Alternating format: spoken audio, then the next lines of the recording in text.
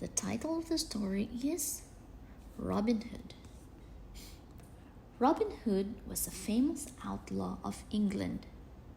He lived in the Sherwood Forest with his merry men. He stole money from the rich and gave it to the poor. As a result, the people loved him, but the bishop and the sheriff of Nottingham hated him. But they could never capture him. One day, the bishop had to take a great deal of money to a monastery. To reach the monastery, he had to pass through the Sherwood Forest where Robin Hood lived. He was sure that he would meet Robin Hood, so he took with him many soldiers. "I will surely capture him," thought the bishop. "How well the king will praise me." It was a bright sunny day in June when the bishop set out for the monastery. It was cool and shady under the great leafy trees of the forest. The forest was quiet, but there was sweet chirping of birds and rustling of leaves in the gentle breeze. In this peaceful forest rode the bishop and his men. Soon the woody paths were filled with the noise of neighing and trampling horses. The clatter of steel and armor frightened the deer and the birds. During the same time, Robin was also roaming in the forest by himself, unaware of the coming of the bishop and his men.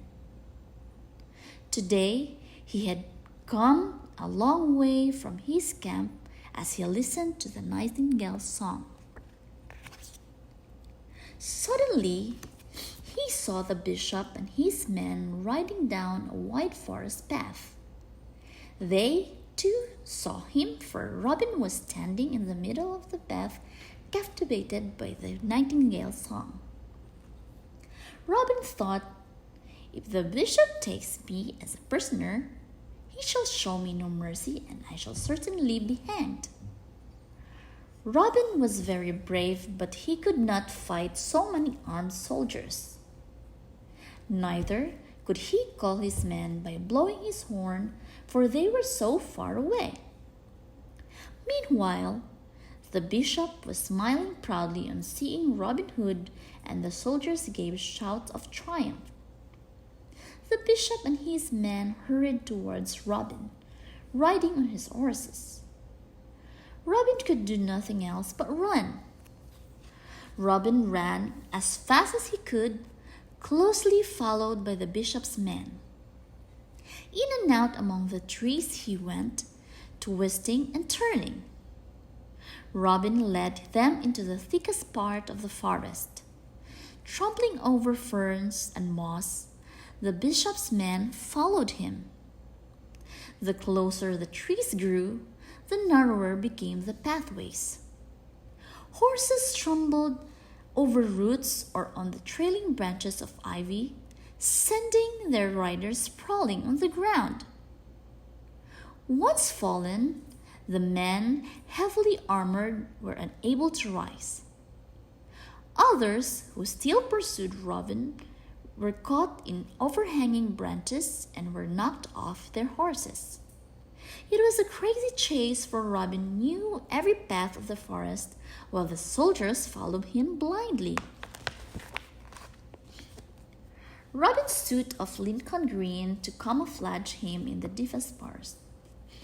It soon became difficult to see Robin amidst the tightly packed tree branches. And at last, the soldiers realized that they had lost Robin altogether. Meanwhile, Robin had realized that the shouts of the soldier and the neighing of the horses were becoming fainter. But he continued to run. He knew the danger was not over. Then, in the thickest part of the forest, he came to an old woman's cottage. Robin often sent her presents, so he was sure she would help him. He knocked loudly at her door and called out, "Mother, open the door quickly and let me in." The old woman hobbled to the door and opened it. "Who are you?" she asked. "I am the outlaw Robin Hood," said Robin. "The bishop and his men are chasing me." "Come in quickly," said the old woman. Robin stepped into the house and the old woman closed the door and bolted it. "Are you really Robin Hood?"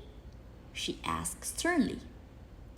"I swear to you, my good woman, I am truly Robin Hood." "I believe you, sir, I believe you. You have an honest face," answered the old woman. "I have not forgotten the kindness that you and your merry men had shown towards this poor woman. But, son, where must I hide you?" "In your grey gown," said Robin with a laugh. The old woman was astonished. "Give me one of your grey dresses and a big white cap," said Robin. "Wearing them, I can go safely through the wood to my men. The bishop and his men would not even suspect me. You can, however, put on my Lincoln green suit. If the bishop comes here, he will mistake you for me. Let him take you as a prisoner. Do not be afraid, for my men and I will soon rescue you." "Bless you, son, you are clever indeed," said the old woman laughingly. Soon, Robin was dressed into the old woman's dress and had a stout walking stick in his hand. Then, thanking the old woman, Robin went out of the cottage. Once he met several of the bishop's men who were searching for him. But he bent his back and hobbled slowly like a very old woman, muttering to himself till they were out of sight. So he got safely past them. At last he reached his hideout. There stood Little John looking out for Robin Hood. Robin waved his stick, but he was so well disguised that his closest friend also could not recognize him. "Look at that queer creature," said Little John to Will Scarlet, who stood beside him. "I believe it's a witch. I'll shoot an arrow at her and see." So Little John placed an arrow on his bow and was about to release it when Robin cried, "Stop! Stop, Little John! It is Robin Hood!" Little John threw down his bow and ran to him, crying, "Master, master, I might have shot you. What happened?" Robin soon told him about his adventures since morning. Then he said, "Now gather all our men, for we must fight the bishop and save this good old woman." Soon Robin, once more dressed in Lincoln green, led his men through the forest. Meanwhile, the old woman had just worn Robin's clothes when the bishop's men were at her door, accompanied by his bishop. "Bring out the traitor," said the bishop. The old woman let the bishop's men shout and bang at her door as much as they liked, while she waited patiently in the dark corner. Soon, the bishop's men burst open the door and rushed inside. The old woman had, meanwhile, armed herself with a good strong stick. With this, she gave the bishop's men a few great blows. The noise that this tumult caused was tremendous. Outside, the bishop shouted, "Gently, men, gently, take him alive." Minutes later, the old woman pretended to give in and allowed the bishop's men to capture her. The bishop was so glad to see Robin Hood, as he thought, captured and bound, and he nearly danced in his saddle. The old woman held her head down, though her hat was pulled well over her face, as she feared the bishop would find out the truth. But the old bishop could not see properly. Besides, he was overconfident that he had finally caught Robin. "Honor to the king of the Sherwood Forest by giving him the finest horse to ride," said the bishop. 2 soldiers helped the old woman on a horse and tied her to it. As she was being bound, the bishop made some remarks against Robin Hood. Hearing them, the old woman shook with anger, but she kept quiet. Seeing her tremble, the bishop said, "Ah, you may well tremble, my man. The punishment of all your wicked deeds is near." Soon, the scattered soldiers of the bishop returned, and they resumed their journey towards the monastery of St. Mary. As they rode along, the bishop laughed and sang for joy. However, his laughter did not last long. They had barely gone a mile when the bishop saw 100 bowmen blocking the road. "Who are these men?" asked the bishop. "And who is leading them?"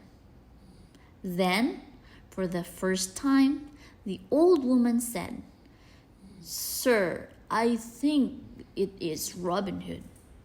The bishop halted his pony, startled.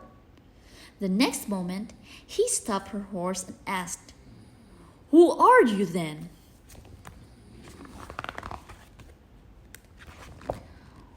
"Only an old woman, my lord bishop, and not Robin Hood at all," she replied. "What bad luck I have!" cried the bishop. "Let's go back." But Robin stopped him, bowed, and said, "No, my lord bishop, you cannot go yet. You owe us something for all the trouble you have given us." Then Robin went to the old woman and bound her hands and lifted her gently to the ground. "I thank you, mother," he said, "for the kindness you have shown to me today. I will never forget it. Now please follow Much, the miller's son. He will take you to Maid Marian." Meanwhile, the bishop men did not even attempt to fight. They knew that it was useless fighting Robin Hood and his armed merry men. So they laid down their swords and spears and waited quietly to see what would happen next. Robin Hood then helped the bishop to get off his horse. Then he said, "Now, my lord bishop, how much money do you have with you?" "The money which I have with me is not mine," replied the bishop. "Truly said," agreed Robin, smiling. "It belongs to the monastery of St. Mary," said bishop. "Pardon me.